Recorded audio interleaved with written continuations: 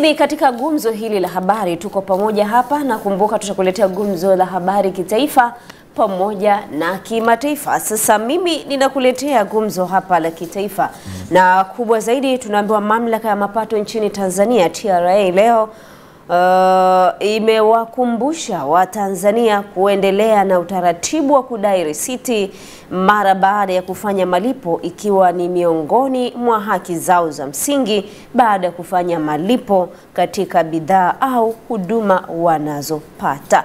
Na kauli hiyo imetolewa na meneja wa TRA mkoa wa Pwani Masawe katika zoezi la utoaji wa elimu ya mlipa kodi kwa wananchi. Lakini pia upande wake meneja elimu wa mlipa kodi CPA Paul Wadaleze amesema kwa sasa kuna baadhi ya changamoto ambazo zinalalamikiwa, ikiwemo suala la makadirio kuwa makubwa, ambapo TRA imeendelea kufanyia kazi suala hilo. Na ili kuweza kumsupport Mheshimiwa Rais, lazima tuhakikishe kwamba na sisi tunatimiza wajibu wetu kwa kuhakikisha kwamba tunatoa risiti za EFD kila ambapo tunapokea pesa za huduma au bidhaa. Lakini pia kwa wananchi ambao wananunua, tunaomba pia tuendelee kumsupport Mheshimiwa Rais kuhakikisha kwamba kila tunapofanya manunuzi basi tunadai risiti za EFD, risiti za kielektroniki. Na kwa kufanya hivyo serikali itapata mapato ambayo mwisho wa siku itatumia mapato hayo kuweza kuwekeza kwenye huduma za kijamii, kwa maana ya ujenzi wa barabara, kwa maana ya vituo vya afya, kwa maana ya ujenzi wa mashule, lakini pia kulipa watumishi ambao wanatoa huduma kwa wananchi. Tumia nafasi hii pia kwa namna pekee pia kuwakumbusha wananchi kwamba mwanzo wa mwezi wa mwaka huu kuanzia Januari mpaka mwezi wa 3 ni kipindi ambacho ni kipindi cha makadirio. Kipindi cha makadirio ni muhimu kwa sababu kinaweka msingi wa kodi yako ambayo utaenda kulipa kwa mwaka mzima. Na kwa namna hiyo tunajua kwamba kuna wengi ambao bado hawajafika kwa ajili ya kukadiriwa, na mwisho wa makadirio ni tarehe 31 mwezi wa 3. Kwa hiyo niombe wananchi kwamba tutumie fursa hii kuweza kufika katika ofisi za TRA kwa ajili ya kukadiriwa kodi zao. Tegemea kwa kutembelea aina mbalimbali za wafanyabiashara, kutoka wafanyabiashara wadogo, wafanyabiashara wakubwa, wafanyabiashara wa jumla, viwanda, pamoja na shule mbalimbali na taasisi mbalimbali. Wote hawa tutatembelea, na dhumuni kubwa ya kuyatembelea kama nilivyosema awali, kuhakikisha kwamba kuna zile changamoto ambazo zinamface au zinamkuta mfanyabiashara mmoja na tofauti na mfanyabiashara mwingine. Na ikumbuke kwamba tukiandaa zile semina sio wote wanaofika. Kutokana na dhamira hiyo, tunaona sasa mabadiliko makubwa ambayo yamefanyika ndani ya mamlaka ya mapato TRA, hususan haya ambayo leo nayazungumzia hapa, ya kuwa karibu zaidi kati ya mamlaka ya wafanyabiashara, mamlaka ya mapato TRA pamoja na wafanyabiashara, kuzungumza pamoja, kushirikiana, lakini pia kusikilizana, ndiko kunakoleta maendeleo. Naamini kwa zoezi hili la leo wafanyabiashara wengi watapata elimu ya kutosha, na elimu hii itakwenda kuwasaidia kujua ni namna gani watunze kumbukumbu zao, namna gani watengeneze mahesabu yao, namna gani waendeshe biashara zao pasipokuwa na mvutano kati yao na mamlaka ya mapato. Lakini pia zaidi, naamini sasa ile hali ya kuamini TRA wapo kule akafunga biashara itakuwa hakuna. Sasa hivi nimeona Tanzania kidogo tumevuka kwenye hatua moja kwenda hatua nyingine, kwa sababu mtu wa TRA anakuja, mnakaa, mnakubaliana, mimi biashara yangu ni hapa, biashara ipo. Lakini mfumo wa biashara sasa kidogo biashara sio nzuri. Mtu wa TRA anakuja, mnakaa, mnakubaliana, bwana kodi mwaka jana ulipa shilingi ngapi? Ulipa 10,000. Mwaka huu naona biashara ipo lakini mzunguko hakuna, mnakaa, mnajadiliana.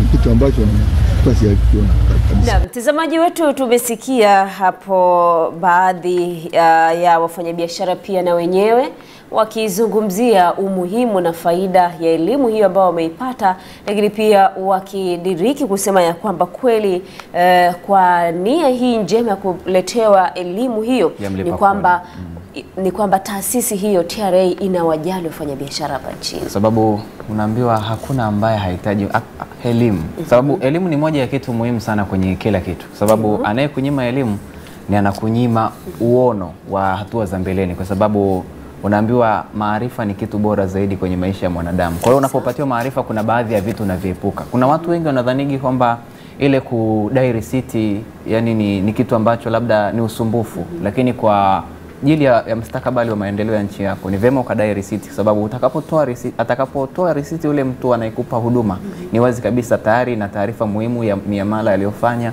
na wakati anakwenda kwenye makadirio ya kodi kwenye mwisho wa mwaka au nusu ya mwaka, inajulikana kabisa fedha hizi ndizo ambazo umeingiza na kiasi cha serikali kinapaswa kuwa hichi. Kwa hiyo ni wazi kabisa wewe mwananchi mwenyewe umeenda kuchangia kuongeza pato la nchi yako kupitia wewe kudai risiti. Kwa hiyo na vema na wewe kwenye zile shughuli. Na wafanyabiashara wenyewe wamesema kwamba swala hili la elimu hii ya mlipa kodi inajenga uaminifu kwa kila Mtanzania na kwa kila mfanyabiashara. Unayetoa unajenga uaminifu, unayepokea unajenga uaminifu.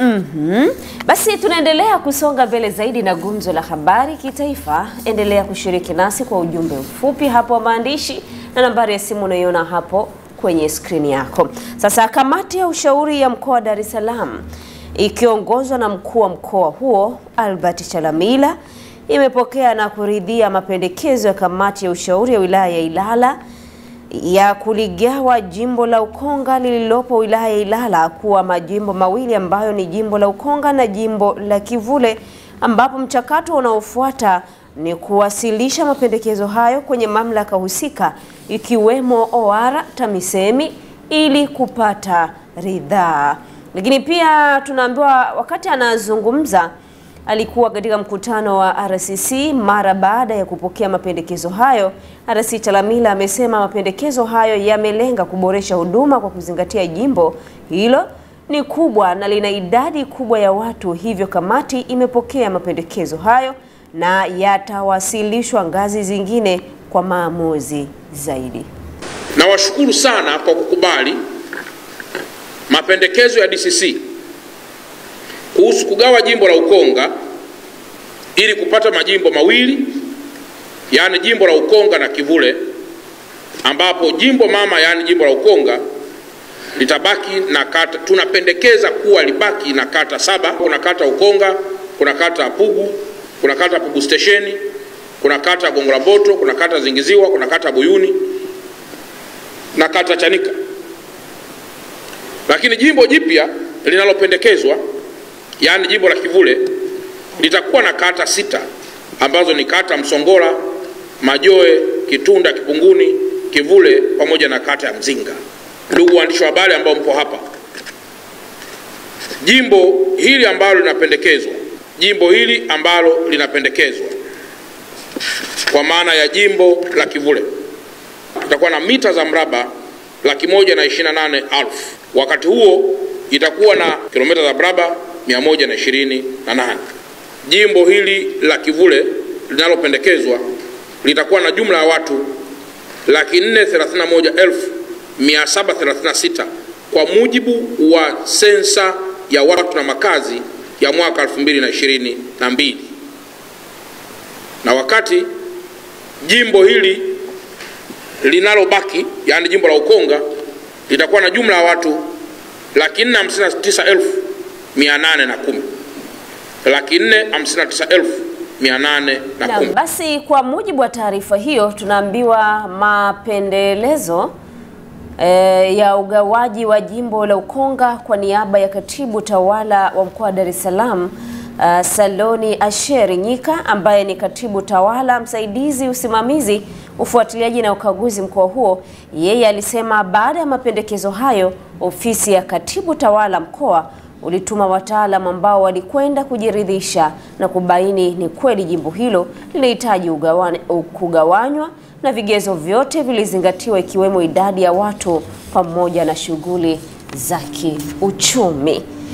Haya, tusonge mbele zaidi. Tunaambiwa mamlaka ya maji safi na usafi wa mazingira jiji la Arusha AUSA imeiomba serikali kuu kusaidia kulipa deni la zaidi ya shilingi bilioni 520 ambalo lilichukuliwa kama mkopo wa masharti nafuu kutoka Benki ya Maendeleo ya Afrika AFDB. Tupate taarifa zaidi. Ili kuweza kutekeleza majukumu yake kwa ufanisi, AUSA imewasilisha serikali maombi yafuatayo. Ombi la kwanza, kuondolewa jukumu la kulipa mkopo kama nilivyoeleza na kuhamisha mkopo huo kuwa mtaji yani equity. Ombi hili tayari tumeshawasilisha Wizara ya Maji. Mheshimiwa Mwenyekiti, ili gharama ya mradi ambayo tunahitaji zaidi ya bilioni 520 na baada ya kuanza kulani mradi huu ile hela sasa wameishift mamlaka, naonekana kama mamlaka tunatakiwa tulipe ile pesa. Sasa tumejikuta sasa kimekuwa kama kizingiti kwenye financial statement zetu. Ukienda kuchukua mkopo hata uweze kupata hela kufanya extension, benki ikiangalia nasema mzigo ni mkubwa, kwa hiyo inakuwa ni vigumu. Lakini tayari tumeshaanza kuongea na wenzetu wa Wizara ya Fedha kuangalia watawezaje kusaidia hiyo changamoto. Tumelipokea, tutaenda kuongea na wizara, tutaongea na Wizara ya Fedha pia kuangalia kama lile deni linaweza likabadilishwa, baada ya kuwa deni ikawa ni sehemu ya mtaji wa taasisi hii. Kwa hiyo hili tumelibeba kama kamati na tutaenda kulishughulikia. Kwanza wametuletea kama ombi ya kuiomba ili tukaongea na serikali wahakikishe kwamba ile sehemu ya VAT, yani VAT iweze kuondolewa, kwa sababu wao wenyewe wanapotoa huduma na wanapopeleka bili kwa wananchi hawachaji VAT, lakini wao wamekuwa wakichajiwa VAT na shirika la umeme Tanzania TANESCO. Kwa hiyo wametuomba kwamba kama serikali inaweza ikasamehe VAT, basi huduma zile zingeweza kuwa ni nzuri, lakini pia wangeweza kupata umeme kwa gharama nafuu. Kwa hiyo hili kama kamati tumelibeba na tutaenda kulifanyia kazi na kuongea na serikali. Kamati imetupa maelekezo ambayo ni mazuri na kubwa zaidi kuhakikisha kwamba Tanzania hasa waliopo Arusha wanapata maji safi na yaliyo bora, na kuhakikisha kwamba maji taka nayo vile vile yanatoka kwa majumba yao na kuwa na sehemu salama. Hilo tutalisimamia na tutaka niwaahidi kwamba wananchi wenzangu wote jiji ya Arusha ukweli tutaendelea kusimamia mamlaka kuhakikisha kwamba wanapata. Na mtazamaji, ni moja kati ya taarifa hiyo inatukamilishia gumzo la habari kitaifa kutokea kule jijini Arusha, ambapo hayo ni mambo mazuri kabisa ambayo hakika ni miongoni mwa yale ambayo Mheshimiwa Rais Samia Suluhu Hassan anapambania kwamba Tanzania yetu iwe na maendeleo makubwa, lakini pia kila sekta iweze kufikiwa, kuwe ni maji, mazingira safi, sekta tofauti, mambo ya kilimo, madini, migodini huko, mambo yote yakae sawa kabisa. Mimi taarifa hiyo kutokea huko jijini Arusha inanikamilishia gumzo la habari kitaifa.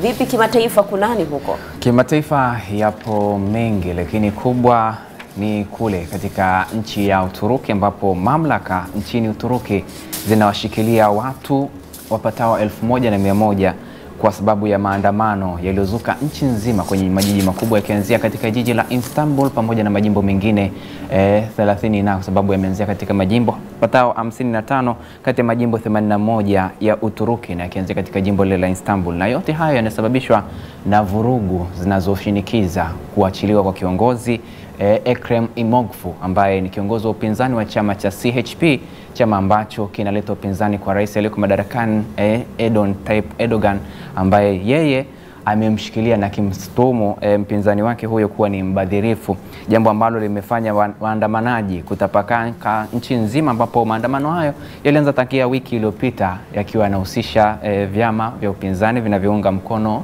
chama cha CHP, chama cha bwana Ekrem İmamoğlu ambaye ni mpinzani ambaye amepata kuungwa mkono kwa muda mrefu na ambaye analeta ushindani kwa rais aliyeko madarakani Tayyip Erdogan, ambaye yeye mpaka sasa anashikiliwa na mamlaka za nchini humo Uturuki kwa tuhuma mbalimbali za ufisadi, jambo ambalo wanasiasa wengine wakisema kwamba anashinikizwa au anapakaziwa kuwepo kwa tuhuma hizo, jambo ambalo limemsababisha mpaka sasa kushindwa kuondoka katika mamlaka za polisi za nchini Uturuki, na maandamano yakizidi kuwa makali yakishinikiza kiongozi huyo kuachiwa, lakini mamlaka pia zikisema kwamba hali inazidi kuondoka kuwa mbaya zaidi kwa Ekrem İmamoğlu ambaye yeye anatumiwa na ufisadi, ugaidi, na anatajwa kuwa mwanasiasa pekee mwenye uwezo na anayeweza kumshinda rais wa sasa wa Uturuki Tayyip Erdogan, ambaye mpaka sasa ameongoza Uturuki kwa zaidi ya muongo mmoja, yani zaidi ya miaka 10 akiwa madarakani. Hiyo ni taarifa kutoka kule kwa wenzetu Uturuki. Wewe unavaa mavazi ya Uturuki Halima, kwa hiyo kama kutakuwa hakuna amani, ni wazi mavazi yatapanda bei. Mwisho wa siku tashindwa kumudu gharama hizo. Lakini tukiachana na taarifa hiyo, tunajua kuna mfupa mgumu mbele ya mataifa ya Afrika ni kuhusiana na vita vinavyoendelea vya waasi wa M23 na serikali ya Kongo, na hii sasa imeenda kwenye hatua nyingine ambapo rais ambaye alikuwa amepewa mamlaka na Umoja wa Afrika Joao Lourenço wa pale Angola, yeye amejitoa kwenye usuluhishi na upatanishi wa nchi hizo pamoja kutokana na kile ambacho anakitaja kushindwa kusimamia kile ambacho kinahitajika, kwa sababu pande zote mbili zinaonekana kutoelewana, jambo ambalo linaleta ugumu. Sasa inalipa mamlaka ya Umoja wa Afrika sasa kuteua nchi nyingine au rais mwingine ambaye atasimamia, au kiongozi yoyote mwingine ambaye anaweza kusimamia mapatano kati ya M23 na jeshi la Kongo kwa kile kinachoendelea pale nchini Kongo, nchi ambayo ina utajiri wa madini, lakini pia ikiwa na vikundi vingi vya waasi vinavyotawala na vinavyotaka kushika dola katika nchi hiyo. Rais wa Kongo Felix Tshisekedi mpaka sasa hajatoa tamko lolote kwa kile ambacho hatua iliyochukuliwa na Joao Lourenço ambaye ni kiongozi wa taifa la Angola, na walikutana wiki iliyopita kabla ya Tshisekedi kwenda kukutana na Paul Kagame kule Saudi Arabia. Walikutana na Lourenço, lakini kundi lenyewe la M23 lilikuwa likiyakwepa. Ilikuwa ifanyike Jumatatu ya wiki iliyopita, baadaye likasema Jumanne na mwisho wa siku Jumatano, na wakakataa kabisa wakitumu kuwa makubaliano hayo ni batili. Hivyo wakarudisha juhudi za kuleta makubaliano, wakayarudisha nyuma, jambo ambalo lilifanya sasa Joao Lourenço, rais wa Angola, kuona hakuna haja ya yeye kuendelea kusimamia mapatano ambayo pande zote hizo bado ni mahasimu na hawahitaji kukaa meza moja. Hilo ndio linalojiri kimataifa katika masuala mazima haya ya vita vinavyoendelea Kongo, lakini pia machafuko pale nchini Uturuki. Kongo mfupa mgumu. Yes, moja kwa moja, lakini pia kinachotakiwa kule ni kwamba hao viongozi ambao ni marais wao wanatakiwa kukaa pamoja wazungumze ili suluhisho lipatikane katika kile ambacho wanakigombania katika taifa hili. Kinachoonekana nchini Kongo sio kukaa pamoja, ni kama mamlaka iliyopo hawahitaji wale wanaoitwa wapinzani, jambo ambalo linatumia vikundi vya waasi kuhakikisha kwamba vinaweza kuiondoa serikali iliyoko madarakani, lakini vikitumia mgongo wa waasi. Lakini tukumbuke kuwa tulishaambiwa kwamba wanajeshi wa serikali ile ya Kongo kuna ambao nao waliasi nchi wakaenda kujiunga na yale na kuna ambao walifukuzwa, Kwa hiyo tukitazama hapo kwamba ni viongozi kwa viongozi humo ndani wanajua. Hata yule mkuu wa jeshi la M23 Mnangagwa, yule jamaa alikuwa ni mmoja kati ya jeshi lililomfanya Tshisekedi kuingia madarakani. Yaani alikuwa ni mmoja ya kikundi cha ulinzi binafsi cha rais aliyeko madarakani, na kikampambania kipindi hicho akiwa ni mkuu wa tume ya uchaguzi ya Kongo. Kwa hiyo anajua kinagaubaga mpaka Tshisekedi kuingia madarakani. Labda kuna makubaliano nyuma, mimi na wewe tujue walikia, sasa mmoja kayakiuka. Labda sawa, tunatamatisha hivyo gumzo la habari asubuhi ya leo kwa baadhi ya jumbe chache hapa za watazamaji wetu. Yanasema Rise and Shine, naitwa Elia kutokea Dar es Salaam. Mungu abariki sana kwa habari iliyotukuka. Anasema niko nanyi hadi mwisho wa kipindi. Haya, barikiwe sana ndugu yetu. Lakini mwingine kutokea Tanga anasema kwa kweli tunabarikiwa sana na vipindi vyenu Rise and Shine, na Mungu abariki sana. Haya, jumbe zinaendelea kuingia. Haya, mwingine anasema anapenda kuuliza resiti itolewe kwa kiwango cha manunuzi kuanzia shingapi, au hata kama umenunua bidhaa za shilingi 1500 upewe resiti. Kikawaida TRA wanatusisitiza. Yaani hata kama umenunua pipi, dai resiti. Ni haki yako. Umenunua mkate wa 1000, dai resiti. Yes. Wanasema asante Mungu kwa mvua, tunaomba mvua za baraka huku kwetu wilaya ya Manyoni. Bado mpunga unahitaji maji. Huyu ni Elo huyu huko Manyoni. Hakika wanamshukuru Mungu kwa mvua, lakini wanatamani iendelee ili mazao yaendelee kustawi vizuri. Na kwa Dar es Salaam mvua imenyesha ujue. Sema ni maeneo tofauti. Tabata ilinyesha jana, lakini Kawe mchana ule ilikuwa ni jua na fukuto la joto. Kuna watu wamepata mvua maeneo ya Kivule, kuna watu wamepata mvua maeneo ya Kimara. Mimi nimetokea maeneo ya Kinondoni huku. Sijaona mvua kwa kweli. Ninategemea sasa huko Dar es Salaam huko da. Haya, mwingine anasema anaitwa Machimu Mhungo kutokea Shinyanga. Anasema naiombea Tanzania ushindi dhidi ya Morocco. Leo majira saa 6:30 mchezo pale. Itakuwa tarehe 26. Sasa mwingine anasema anaitwa Agnes kutokea Kagera Karagwe. Anasema mbarikiwa sana na vipindi hivi vinavyoendelea ndani ya Rise TV. Jumbe ni nyingi kweli kweli. Mwingine anasema hakika TRA wanafanya vizuri, lakini tunawaomba makadirio yasiwe ni makubwa na mfanyabiashara asikilizwe kulingana na kile anachokipata kwa mwezi. Ni maoni yake haya. Na nakumbuka pia katika moja ya changamoto kubwa kwa wafanyabiashara ni hiyo makadirio ya kodi. Yes. Lakini pia makadirio ya kodi, mfano ukawa unafanya mahesabu, unafanya ile wanasema unapitisha hesabu za ndani, ukaguzi wa hesabu zako, unafanya accounting kujua kwamba mapato na matumizi, alafu mwisho wa siku pia unatoa risiti. Ile risiti hailagai au iseme uongo, sababu itaonyesha wewe miamala yako ni ipi. Moja kwa moja utakadiria kulingana na risiti zako zinavyoonyesha. Kwa hiyo ni kikubwa mfanyabiashara, tunza kumbukumbu za biashara zako. Miamala unayofanya, mauzo na manunuzi, tunza ili utakapofika kwenye meza ya TRA wewe utawaonyesha, mimi mtiririko wangu wa biashara uko hivi. Kwa hiyo ni wazi kabisa utafanyiwa hesabu ambazo zinakwenda sawa sawa na mtiririko wako wa kibiashara. Sawa. Huyu ni Esther anasema anasema nimefurahishwa sana na habari zenu. Mungu awabariki na mvua inyeshe lakini sio Pasaka. Na Pasaka mbali. Huyu kidogo. Sawa. Mwingine hapa anasema anabarikiwa sana na Good Morning Rising Shine. Haya, mwingine hapa anasema yupo Tanga, anafuatilia pia, yuko nasi mpaka tamati. Lakini mwingine anasema anawapenda sana hapo studio, tuko pamoja mpaka tamati. Ni ujumbe wa mwisho huu ambapo dakika chache zijazo hapa tunakwenda moja kwa moja kwenye kipengele cha nguvu ya madhabahu. Ulikuwa nami Halima Kiure na Samsoni. Mimi nataka nikuage Halima, kuambia kwamba wakati unapigana kwenye vita ya kiuchumi, akisha mahusiano yasiwe ni vita nyingine ya wewe kuipigania. Uwe na asubuhi njema. Where are you? What did you do?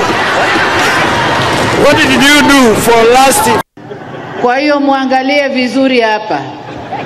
Anayekupa message akakisifia kitu na yeye afanye. Gumzo. Kama yeye hafanyi muulizeni kwanza kwa nini. Gumzo la habari.